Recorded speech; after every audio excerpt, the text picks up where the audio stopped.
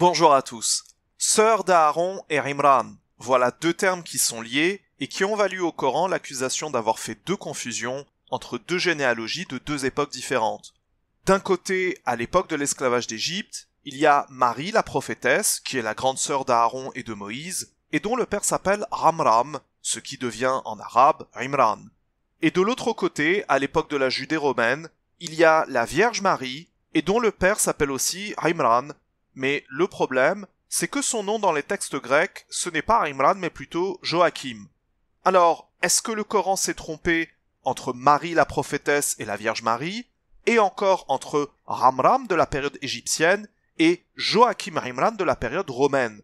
La réponse est évidemment non, mais le Coran propose ici un niveau de lecture d'une certaine complexité, symbolique, qui concerne la sainteté d'Aaron et de la Vierge Marie, et analogique, qui concerne la communauté chrétienne passant de l'esclavage des idoles au service de Dieu, à l'image des enfants d'Israël.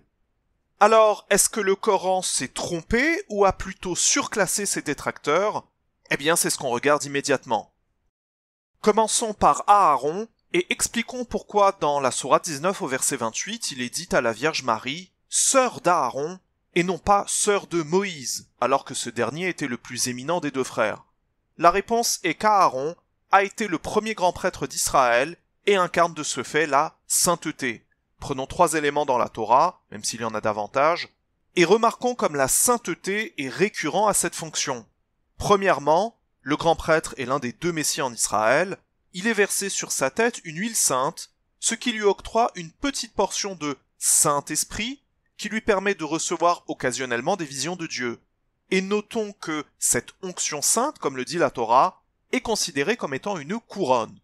Deuxièmement, le grand prêtre est le seul des prêtres à porter 8 vêtements, et parmi lesquels le tzitz, qui est une lame d'or portée sur le front, sur laquelle est écrit « Saint pour l'Éternel ». Troisièmement, le grand prêtre est le seul à pouvoir effectuer l'expiation une fois par an pour Israël, en pénétrant dans le Kodesh HaKodashim, le Saint des Saints, là où se trouvait l'Arche d'Alliance.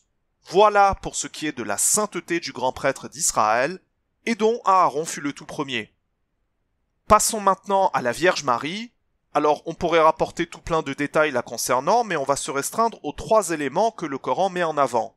Premièrement, le Coran nous apprend que sa mère, Anne, l'avait vouée à Dieu. Marie était donc nazir. Et la raison de ce vœu est que sa mère était stérile, et en échange de pouvoir enfanter, elle a voué, consacré son premier enfant à Dieu, raison pour laquelle Marie ne vivait pas avec ses parents, mais dans la Masjid al-Aqsa avec les prêtres, et en particulier avec le grand prêtre, jusqu'à ce qu'elle devienne une jeune femme. À noter que la Torah considère que les nazirs portent eux aussi une couronne de Dieu sur la tête, exactement comme le grand prêtre. Deuxièmement, Marie était tellement aimée de Dieu que les anges la nourrissaient.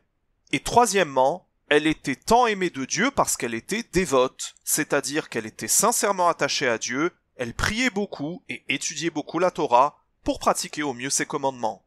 Pour ceux qui voudraient en connaître davantage sur Marie et ses parents, je vous ai mis en lien dans la description l'évangile du pseudo-Matthieu, un texte formidable. Au passage, on comprend mieux pourquoi c'est Marie qui a été choisie pour être la mère du Messie. C'était la femme la plus sainte en Israël à cette époque-là. Voilà pourquoi on s'était adressé à elle en la désignant sœur d'Aaron, qui n'était en aucun cas une confusion du Coran, tout au contraire.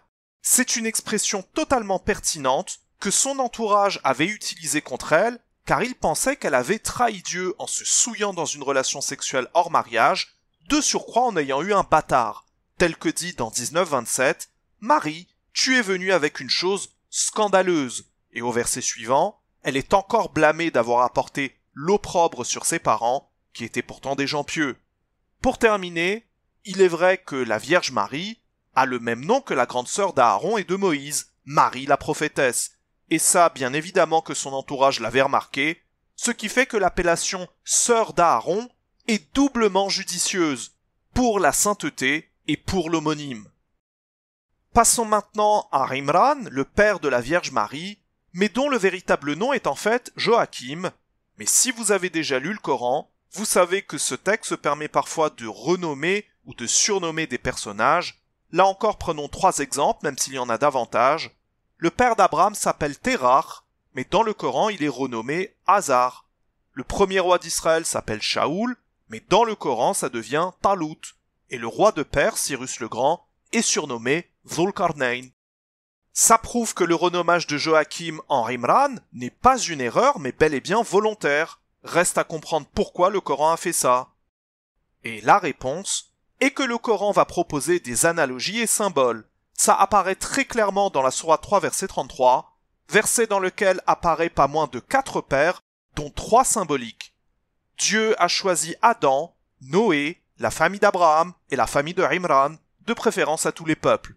Adam n'est pas le premier être humain, mais Dieu le présente comme tel dans les textes, en étant symboliquement le père d'une humanité civilisée et monothéiste. Quant à Noé, suite au déluge, il devient le deuxième père symbolique de l'humanité, en rappelant que le déluge n'était pas mondial mais régional. Seul le peuple de Noé a été anéanti. Suivi d'Abraham et de sa famille, qui est le père de 2 communautés, les enfants d'Israël et les enfants d'Ismaël. Et enfin, Imran et sa famille. Attardons-nous quelques instants sur son cas. Pour commencer, le verset fait clairement de lui le père symbolique de la communauté chrétienne puisque Jésus descend de lui. Et c'est d'ailleurs inscrit dans son nom. Ram en hébreu signifie une communauté élevée ou exaltée. Mais comprenons bien qu'à l'époque de l'esclavage d'Égypte, c'était aussi à partir d'un père nommé Amram que sont nés les 3 libérateurs d'Israël. La délivrance d'Égypte fait passer Israël d'une communauté esclavagisée à une communauté élevée en passant au service de Dieu. Eh bien, le Coran, avec le renommage de Joachim en Imran, propose tout simplement la même lecture à l'époque romaine. C'est de Joachim Imran que va descendre Jésus le libérateur et à double titre. C'est d'ailleurs inscrit dans son nom. En hébreu, Yeshua signifie Dieu délivre ou sauve ou libère, ce qui rappelle donc bel et bien la délivrance d'Égypte, à la suite de laquelle Israël reçoit la Torah. De la même manière, les disciples de Jésus reçoivent l'Évangile et, fortifiés du Saint-Esprit, vont prêcher et délivrer le reste de l'humanité de l'esclavage des idoles pour les mettre au service de Dieu. La communauté chrétienne devient donc elle aussi une communauté exaltée, élevée. Mais alors, quel était le but profond du Coran en manipulant tous ces symboles et analogies? Eh bien, 2776 nous donne une indication précieuse. Ce Coran relate aux enfants d'Israël la plupart des sujets sur lesquels ils divergent. En d'autres termes, le Coran a tenté de faire comprendre, dans un premier temps aux Juifs de Médine, mais aussi et par la suite au reste des Israélites du monde, que Jésus était bel et bien le Messie. Sourate 3 verset 45. Marie, Dieu t'annonce une parole venant de lui, dont le titre est le Messie. Malheureusement, les Juifs et les chrétiens sont complètement passés à côté de ces analogies et symboles proposés par le Coran, préférant y voir des prétendues confusions. Et quant à la Oumma, elle se refuse d'étudier la Bible depuis plus de 1200 ans, se rendant incapable de faire les liens entre Torah, Évangile et Coran. Voilà pour aujourd'hui. Merci de votre attention et à bientôt si Dieu nous l'accorde. Salam.